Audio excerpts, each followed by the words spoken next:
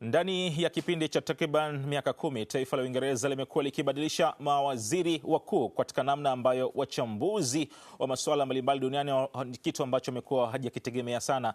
Taifa hili ambalo limekuwa na demokrasia ambayo imekuwa ni ya kupigwa mfano kote duniani limekuwa likifanya hivi huku sababu tofauti zikitajwa. Nini chanzo cha kubadilika kwa mawaziri wakuu hawa? Nini hasa kinapelekea? Ni sababu za kiuchumi? Ni sababu ambazo zinahusiana na masuala mazima ya Brexit? Ama nini hasa? Leo katika Chekeche tangazia hapo. Mimi ni Abdallah Kuro, niko hapa na Godfrey Mchungu ambapo tutakupitisha kwa pamoja kufahamu sababu ambazo inalifanya taifa la Uingereza kuwa njia panda ambalo sasa linaweka historia nyingine kwamba kila baada ya muda waziri mkuu ambaye anaingia madarakani lazima aondoke na sababu mbalimbali zikitajwa.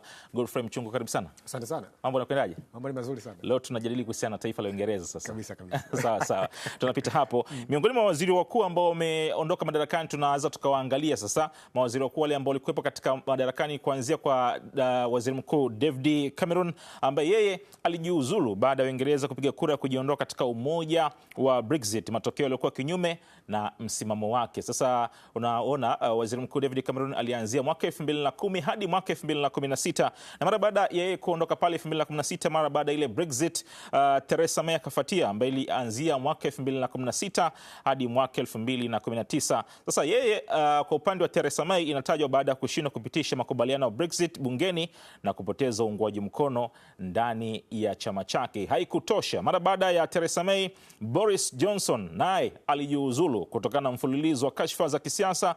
Mawaziri wengi walijiuzulu kipindi cha nyakati zake, lakini unafahamu kwamba miongoni mwa vitu ambavyo vinatajwa kwa upande wa Boris Johnson ni ile Partgate ile kule ambapo alikuwepo kama ameenda kufurahia kipindi kile ambacho cha corona kitu ambacho kilimharibia sana na hatimaye naye akajiuzulu. Sasa haikutosha pia kwa upande wa Boris Johnson, akafuatia Liz Truss ambaye yeye sasa sera zake za uchumi zilisababisha msukosuko mkubwa katika masoko ya fedha na kupoteza uungwaji mkono katika chama chake. Na huyu ni waziri mkuu ambaye Godfrey inatajwa amekaa takriban siku 49 yani hakukaa kwa muda mrefu sana, hata miezi miwili kufika.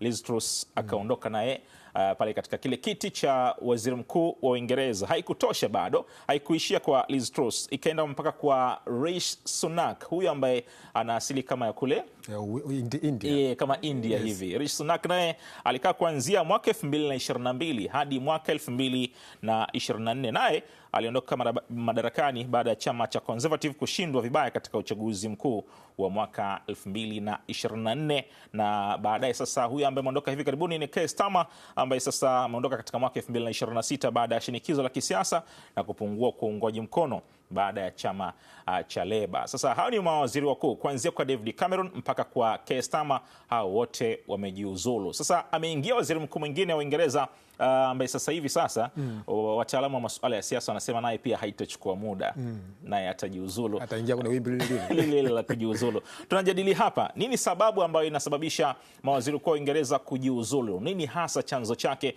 Kumbuka waziri mkuu ambaye amekaa muda mrefu madarakani katika taifa la Uingereza amekaa takriban kwa miaka 20. Ilianzia kwa miaka 20, baadaye ikafuatia kwa miaka 18, lakini sasa ndo ikaanzia hapa awamu kwa awamu, kila baada ya muda mambo yanatajwa, lakini kubwa ni kuhusiana na issue ya Brexit. Ni hilo ndo linasababisha, ama kuna issue nyingine ambazo zinahusiana na Mashariki ya Kati, ama ni pale katika taifa la Uingereza peke yake, ama ni nini hasa?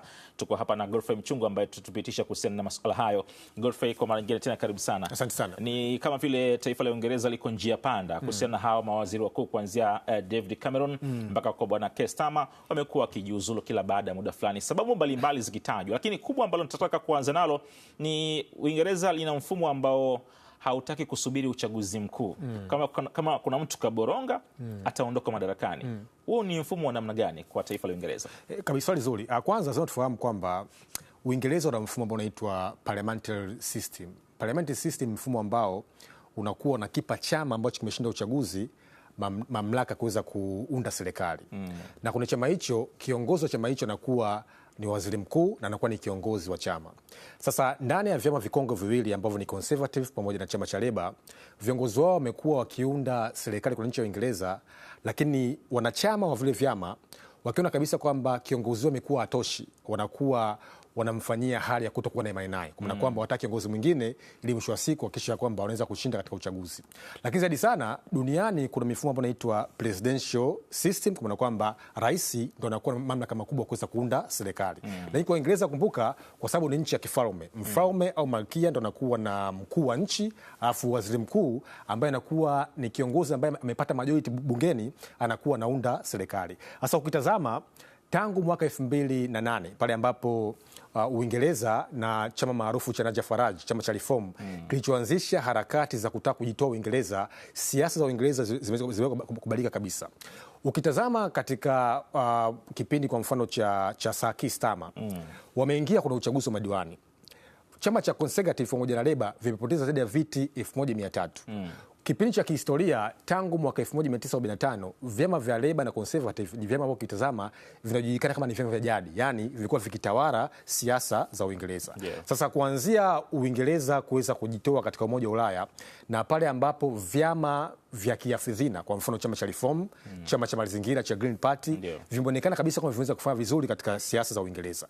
Lakini zaidi sana ukitazama tangu kipindi cha David Cameron kuanzia mwaka 2010 mpaka mwaka 2016 na tangu kipindi cha Theresa May, unaona kabisa kwamba Ulaya imepitia mabadiliko makubwa sana ya kisiasa. Moja, tunafahamu uvamizi wa Urusi nchini Ukraine mwaka 2014 uweza kubadilisha mtazamo wa siasa za Ulaya, ukapelekea kitu kinachoitwa global insecurity, yani ukosefu wa usalama wa kimataifa. Lakini la pili, mwaka 2019 mwaka 2020 dunia iliingia kwenye COVID-19. Kumbuka Uingereza imejitoa katika Umoja wa Ulaya, afu dunia ikaingia kwenye COVID-19. Miaka miwili baadaye dunia ikaingia kwenye vita ya Urusi na Ukraine, ambapo ilikuwa inazitaka nchi za Ulaya kuweza kuchanga fedha kwenda kuichangia nchi ya Ukraine. Ukitazama bajeti za nchi za Ulaya, wengi walikuwa wategemea nchi ya Marekani na Umoja wa NATO kwamba kuweza kufanya usalama wa kimataifa. Lakini tangu vita vya Urusi na Ukraine mwaka 2022 inazitaka nchi za Ulaya kuweza kuchangia 2% mpaka 3% za bajeti zao ili mwisho wa siku waweze kufinance bajeti za ulinzi. Sasa ukitazama ni kwamba mabadiliko hayo yamepelekea moja, wimbi kubwa la wahamiaji, kwa sababu kumbuka Ukraine imezalisha zaidi ya wahamiaji milioni 10.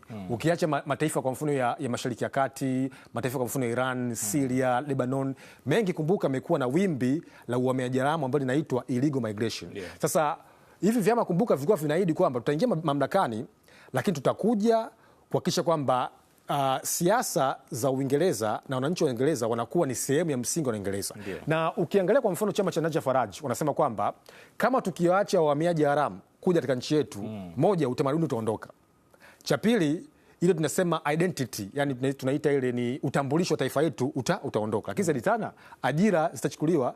Kwa hiyo hivi vyama kutazama kwa mfano Sir Keir Starmer aliahidi kwamba atapambana na wimbi la uhamiaji, lakini ameshindwa. Lakini la pili, anatajwa kabisa kwamba ni kiongozi ambaye ana charismatic, yani kiongozi ambaye hawezi kuzungumza na wananchi. Ukimtazama mtu ambaye amechukua sasa hivi uongozi Andy Burnham, kutazama huyu anatajwa kabisa kwamba anaweza kuzungumza na wananchi kwa sababu alikuwa ni kiongozi katika jiji la Manchester, kwa sababu kumbuka anaitwa King of the North. Kutazama sasa, ukitazama mabadiliko makubwa na ukitazama viongozi wote ambao kimsingi wamepita, unaona kabisa kwamba bado nchi za Ulaya zitaendelea kupitia mtikisiko wa kiuchumi, wa kisiasa na mambo kimsingi ambayo yamefanyika akipeleka global insecurity. Sasa umemzungumzia Andy Burnham. Na Andy Burnham tunaweza tukatazama ameingia madarakani sasa ni vipi? Atakaa kwa muda gani ama ni vipi? Ni masuala hayo umeajiramu, masuala ya kuzungumza na wananchi, masuala ya kiuchumi ama vipi? Ni vitu ambavyo vitamwondoa pale katika taifa la Uingereza kama waziri mkuu. Hatutarajii hayo, lakini tunajiwekea maswali tu kwamba huenda naye Andy Burnham ambaye sasa hivi mara ya kwanza kabisa wakati anatoa hotuba yake hapo alikuwa anazungumza na taifa la Uingereza na kaidi mambo mengi katika kipindi cha takriban miaka 10 ijayo. Sasa sijajua hii miaka 10 ambayo alikuwa anaizungumzia atakaa hapo ama vipi? Umezungumzia vitu vingi, umezungumzia masuala ya uchumi, umezungumzia masuala ya uhamiaji, umezungumzia Ukraine, lakini kwa Sir Keir Starmer miongoni mwa vitu ambavyo vinatajwa nyuma ya pazia vimemondoa pale ni kutokana na kutoiunga mkono Marekani katika ile vita ya Mashariki ya Kati. Kuna ukweli ndani yake hapa? Kabisa, kwanza unajua Sir Keir Starmer ana mtazamo tofauti sana dhidi ya vita kwa mfano Mashariki ya Kati. Yeye alikuwa anamwambia Trump kwamba sisi hatujaanzisha vita dhidi ya Iran. Lakini la pili, hatuwezi kutumia pesa za wananchi wa Uingereza kwenda kuunga mkono vita Mashariki ya Kati, lakini cha tatu, hatuwezi kutumia visiwa vyetu vya Uingereza vitumike kama sehemu ya kimkakati kwa mashambulizi dhidi ya Iran. Sasa huo mtazamo kwa mfano wa vita unakuwa ni tofauti dhidi ya mtu ambaye kimsingi anachukua nafasi ambaye Andy Burnham. Kwa mfano, Andy Burnham kwa mfano katika hotuba yake anasema kwa wazi kabisa kwamba ataruhusu visiwa vya Uingereza kutumika dhidi ya mashambulizi katika nchi ya Iran. Maka ni kwamba mtazamo wa sera mambo ya nje unakuja unaotofauti viongozi hao wakubwa wawili. Lakini la pili kutazama ni kwamba ni swala zima la uhamiaji. Unajua hizi nchi za Ulaya zimekuwa zikipitia sana kwenye wimbi kubwa la uhamiaji, na kimsingi tangu kipindi kinachoitwa Arab Spring mwaka 2010 ambapo nchi nyingi za Kiarabu ziliweza kufanya mapinduzi. Kwa maana ni kwamba sasa ikapelekea wahamiaji wengi haramu kwenda katika nchi za Ulaya kwa nchi ya Uingereza. Maana ni kwamba sasa anaingia kwenye kipindi ambapo moja, kuna tension kubwa sana katika jumuiya za kimataifa. Cha pili, inaonekana kabisa kwamba kuna mtazamo ambao unaitwa global power shift, yani mamlaka za kimataifa zinatoka katika nchi za Ulaya, nchi za magharibi, zinaenda katika mataifa kwa mfano ya China, mataifa ya Urusi, mataifa ya India.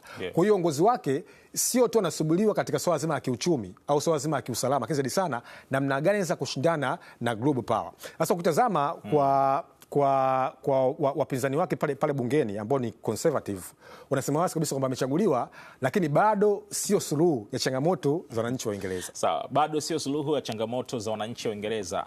Andy Burnham bado sio suluhu, ipo hivyo ama iko tofauti? Karibu sana hapa katika Chekeche, tukapate mapumziko mafupi kisha tarejea hapa.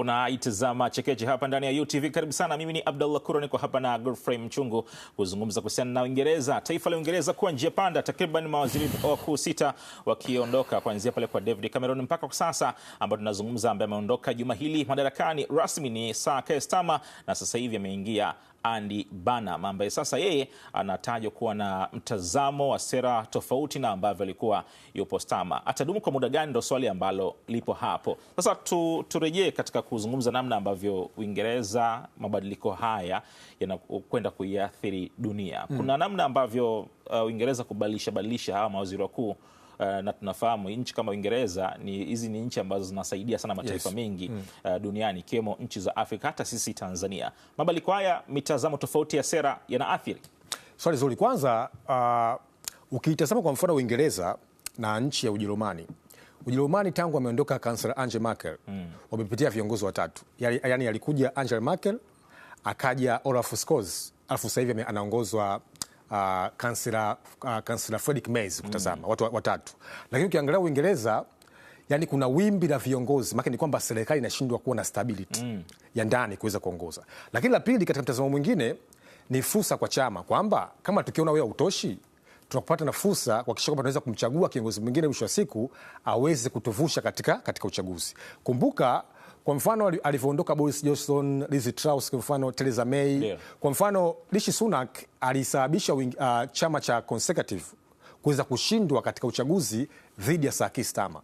Kumbuka chama cha Labour akijaongoza nchi ya Uingereza takriban miaka 14, lakini kipindi cha Sir Keir Starmer akasababisha kuweza kushinda uchaguzi mwaka 2024. Sasa kumbuka ameingia mamlakani miaka miwili anashindwa kuongoza serikali. Maana ni kwamba chama cha Labour kinaweza kabisa kwamba huyu mtu atoshi, tukimwachia miaka mitatu tutaweza kuangusha katika uchaguzi. Kwa hiyo kuna chama, maana ni kwamba inawapa fursa wanachama kuweza kuwa na uwazi, kuwa na uhakika kuweza kushinda uchaguzi. Lakini katika kuongoza serikali mwisho siku inakuwa hakuna stability, kwa sababu unafahamu serikali kuweza kufanya mipango, kutekeleza sera, kuhudumia wananchi, inahitaji kuwa na stability ndani ya chama, ndani ya mfumo, pa kuna serikali. Kwa sasa wengi wametafsiri kwamba ni uhuru wa wanachama kuweza kuamua kiongozi wao wanamtaka, lakini katika upande wa pili imepelekea kwamba mfumo wao umekuwa tunasema hauna stability ndani ya chama. Lakini cha muhimu kuelewa ni kwamba Uingereza kuna kitu anaita snap election, uchaguzi wa mapema. Pale ambapo chama kihisi kabisa kwamba tunaungwa mkono sasa hivi, kwa sababu wao hizi nchi za Ulaya na Marekani kuna kitu kinaitwa opinion poll, yani maoni ya umma. Kama pale ambapo wananchi wakiona kabisa kwamba sasa hivi tunaipenda zaidi Labour au Conservative, waziri mkuu anaweza akana mandate kuweza kuitisha uchaguzi wa mapema ili moja apate viti vingi katika bungeni, mwisho wa siku aweze kushinda uchaguzi. Na hiyo alifanya.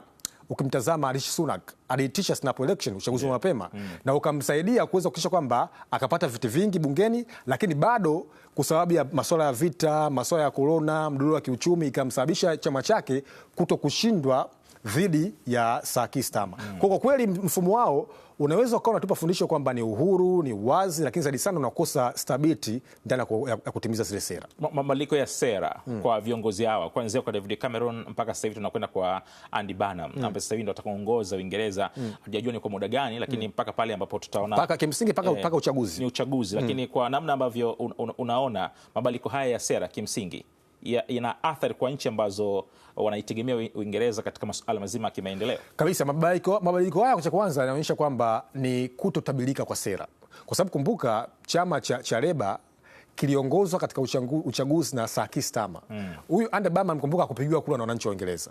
Ameingia katikati pale ambapo kiongozi aliyekuwepo ameshindwa kuongoza serikali na unaonekana wazi kabisa kwamba ataenda kupelekea kushindwa katika uchaguzi. Kwa kumbuka yeye hakuwaomba wananchi wa Uingereza katika uchaguzi. Sasa je, anaenda kuendeleza sera za mtangulizi wake, kwa mfano masuala kwa mfano ya kodi, masuala kwa mfano ya uchumi, masuala kwa mfano ya ajira, masuala kwa mfano ya vita. Je, ataendeleza? Ndio maana utazama kwa mfano sera ya mambo ya nje, yeye ana mtazamo tofauti dhidi ya mshirika wake. Maana ni kwamba kuanzia sasa hivi kwa mfano sera ya vita ya Uingereza itabadilika.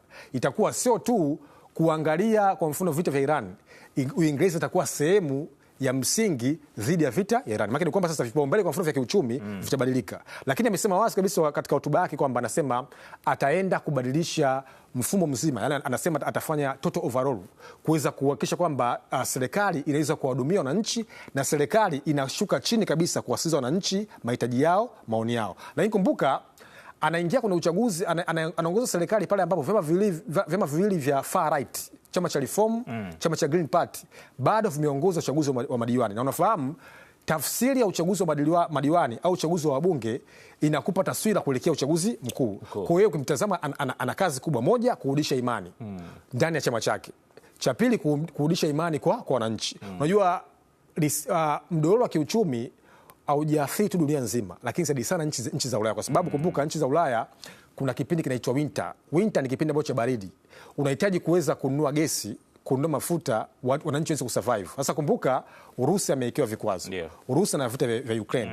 Mlango bahari wa Hormuz umefungwa. Kutokana na tafiti za Global Security Index kuna zaidi ya mizozo 80. Maana ni kwamba anaingia kwenye uongozi wake kulikuwa kuna changamoto nyingi sana za geopolitiki. Kwa kweli mimi namtazama kama ni kiongozi ambaye kama akiweza kuivusha Labour hapa ilipo kuelekea miaka mitatu ya uchaguzi, anaweza vile kuungwa mkono kwenye chama chake mpaka wananchi. Akaendelea zaidi. Pengine akakaa muda mrefu tofauti na wenzake kama David Cameron. Tunaona mara kwanza hapa nilitaka kufahamu kuhusiana na namna ambavyo taifa la Uingereza linaweza likabadilisha kiongozi wake wa juu bila kusubiria uchaguzi mkuu. Tunafahamu Starmer ameondoka si kwamba kwa ajili ya uchaguzi mkuu umefika. Kwa sababu ameingia Andy Burnham sio kwa sababu ni uchaguzi mkuu umefika, bado miaka hapa ya uchaguzi, mwaka uchaguzi bado hujafika kabisa.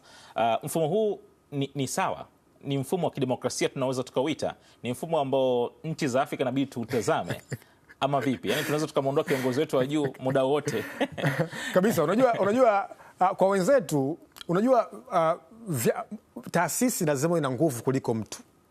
Unajua ni tofauti ya Kiafrika. Afrika unajua mtu ana nguvu kuliko taasisi, yani mtu ana nguvu kuliko chama.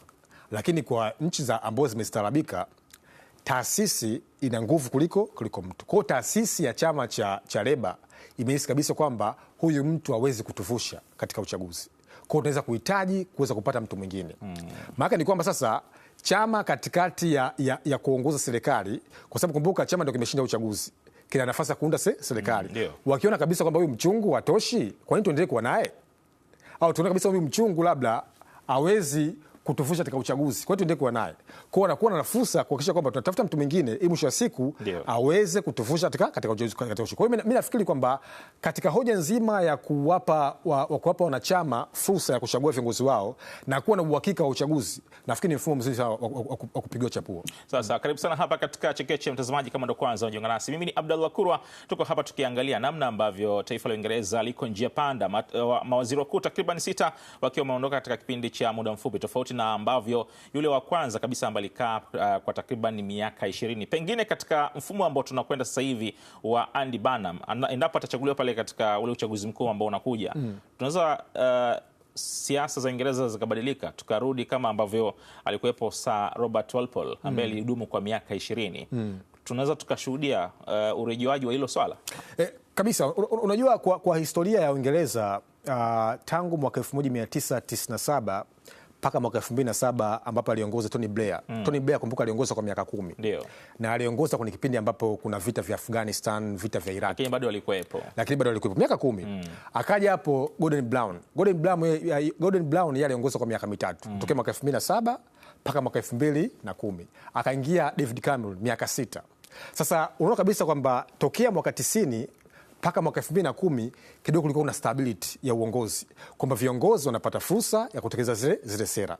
Lakini kwa kweli tangu mabadiliko makubwa ya siasa ya kiulimwengu, bado Uingereza imekuwa haina stability, na zaidi sana ilivyotoa katika Umoja wa Ulaya, kwa sababu kumbuka, Umoja wa Ulaya ni fursa kwa jumuiya kwanza kuwa na nguvu ya pamoja, kwa sababu ukiwa pekee yako, kumbuka, unakuwa kama taifa, lakini kwa Umoja wa Ulaya maana ni kwamba unakuwa na fursa kwa mataifa mengine mengi kufanya biashara. Of course bado Uingereza ana mahusiano mazuri na Umoja wa Ulaya, lakini yeye kujitoa ilipelekea pigo kubwa sana la kiuchumi, masuala kwa mfano ya sera kubadilika, serikali kutokuwa kutabirika. Lakini ukitazama ni kwamba viongozi ambao wanaongoza sasa hivi wanashindwa stability kwa sababu ya changamoto nyingi, cha kwanza za ndani, changamoto za sera, lakini zaidi sana dunia sasa hivi ukitazama kwa kweli imekuwa na viongozi wengi ambao ni tough. Kwa viongozi ambao legelege wanashindwa kuhakikisha kwamba kutimiza zile sera ambazo wanaweza wazikae muda mrefu kabisa, wanaweza kujikuta wanaondoka kwa kipindi ambacho tunakwenda sasa hivi. Mabadiliko haya ya uongozi ya Uingereza